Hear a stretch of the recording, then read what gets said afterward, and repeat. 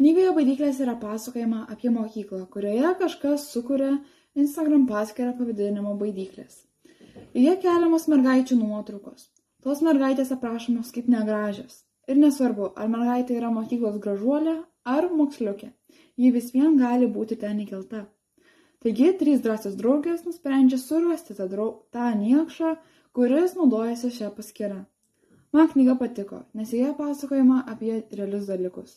Kiekvienoje mokykloje yra vaikų, kurie tyčiojasi iš kitų, visai nesuprasdami, kokius jausmus jie sukelia. Patyčios patenka į internetą, tai tampa dar labiau vieša.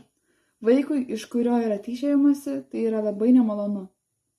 Kartais tokie nemalonus įvykiai priveda prie didelių nelaimių. Vaikas būna liūdnas, nenori eiti į mokyklą ir galų gale, kai pakeičia mokyklą, nieks galbūt ir nepasikeičia.